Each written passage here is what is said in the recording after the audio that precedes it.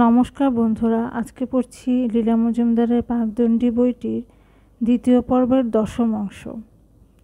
ততদিনে এলগিন রোডের বাস তুলে আমরা 4 নম্বর রায় স্ট্রিটের একতলায় উঠে এসেছিলাম। চারদিকে মস্ত ঘাস জমি, বাগান, আমজামের গাছ। কোনো কোনো বাড়ি শুধু ইট কাঠ, চুন, সুরকি, টাকা কড়ি দিয়ে তৈরি হয়, তাতে প্রাণ প্রতিষ্ঠা হয় না।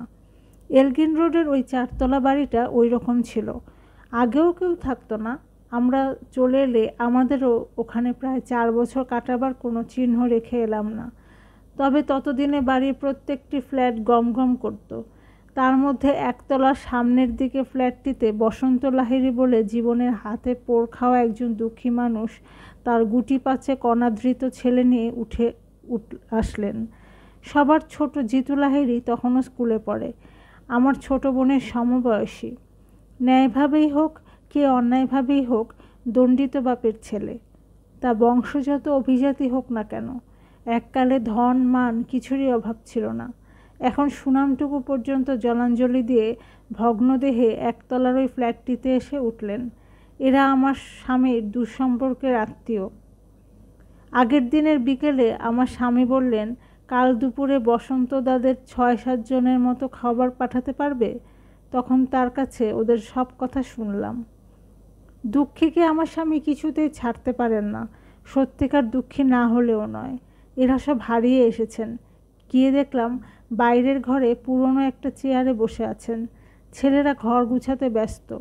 দেখে মনে হলো ভগ্নদেহ বটে, কিন্তু ভগ্ন মন নয়। মুখ তুলে তাকালেন যখন, সিংহের কথা মনে হলো। বললাম, আমি কিন্তু আপনাদের জন্য রান্না করেছি, 12টার সময় পাঠিয়ে দেব। দেখলাম চোখে জল, ভীষণ কষ্ট হলো। ছেলেগুলোকে ডাকলেন। সেই মুহূর্তে আমার ভালোবাসার মানুষ অনেকখানি বেড়ে গেল। জিতু বলে ওই ছোটটি আমার পরম স্নেহের পাত্র হয়ে উঠল। আমার কাছে ইংরেজি অঙ্ক পড়তে আসতো। পরে BA-MA পাশ করে দ্বিতীয় মহাযুদ্ধের সময় সাধারণ সৈনিক হয়ে ঢুকে যতদূর সম্ভব উন্নতি করেছিল। পৌরুষের প্রতিমূর্তি ছিল। অকালে ক্যান্সার রোগে চলে গেল, তবে খুব কম বয়সে যায়নি। বিয়ে করেছিল জাত ভেঙে, আমারই আশুতোষ কলেজের এক ছাত্রীকে। তার নাম ফুলরানী ঘোষ। সেও MA পাশ করেছিল। আজ পর্যন্ত সমস্ত পরিবারটার জন্য আমার হৃদয়ে একটা কোমল উষ্ণ স্থান রয়েছে। 37 সালে আমরা 4 নম্বর রায় স্ট্রিটে উঠে এলাম। এসেই টের পেলাম এ বাড়িকে কেউ প্রাণ দিয়ে ভালোবেসেছে। 1.5 বিঘে জমির মধ্যে লাল রঙের বাড়ি, ছড়ানো খোলামেলা বড় বড় বারান্দা। আমার চেনা বাড়ি, অনেক দিনের পছন্দের বাড়ি। কলেজ জীবনে জাস্টিস চন্দ্রমাধব রোডের ভাড়া বাড়ির 3তলা থেকে এ বাড়ির পূবের বারান্দা দেখতে পেতাম। সাহেব ভাড়াটেরা ওখানে ব্রেকফাস্ট খেত। সামনে বড় বড় পাম গাছ, বড় ভালো লাগতো। কখনো ভাবিনি এখানে আমিও একদিন বসতে পাব। শ্রীনাথ দত্ত সেকালের নামকরা ব্রাহ্ম ছিলেন। তার স্ত্রী বাগানটাকে নিজের হাতে গড়েছিলেন। শুনেছি ফার্ন গাছের, পাম গাছের পাতায় ধুলো জমে বলে সপ্তাহে একবার করে ভিজে ন্যাকড়া দিয়ে নিজের হাতে মুছে দিতেন। গাছরা ভালোবাসা বোঝে। কি সুন্দর আবহাওয়া ছিল ওই বাড়ির আর বাগানের। বাছাই করা আম গাছ, বড় বড় জামরুল, তাদের বুকের ভিতরটা লাল। চমৎকার পেয়ারা গাছ, রাঙা তেঁতুলের গাছ, নারকেল গাছ, কুরচি ফুলের গাছ, আর সবচেয়ে আশ্চর্য গাছ ছিল গাড়ি বারান্দার দক্ষিণে 2টি দুর্মূল্য পান্থপদপের গাছ। ফটক দিয়ে ঢুকলে গাছ দুটি সকলেরই চোখে পড়বে। দোতলায় শ্রীনাথ দত্তের বিধবা মেয়ে, সেকালের তেজি ব্যারিস্টার বসুধাকান্ত নাগের বিধবা স্ত্রী, তার 4টি নাবালক ছেলে মেয়ে নিয়ে থাকতেন। মেয়ে দুটি আমার ছোট বোন লতিকার বাল্যবন্ধু। সবাই আমার আপনজন হয়ে গেল। একদিন লতিকা একটা ছোড়া নিয়ে বলল, মজা দেখবে? বলে ছোড়াটা পান্থপাদপের সবুজ গায়ে বসিয়ে দিল। ছোড়া টেনে বের করার সঙ্গে সঙ্গে টলটলে পরিষ্কার জলের স্রোত ওই ক্ষত থেকে গল গল করে বেরিয়ে এলো। সে জল দেখতে যেমন সুন্দর, খেতেও তেমনি ভালো। মরুভূমির গাছ নাকি, এই মিষ্টি জল দিয়ে যাত্রীদের প্রাণ বাঁচায়। এই বাড়িতে আমি নিজেকে আবার ফিরে পেলাম।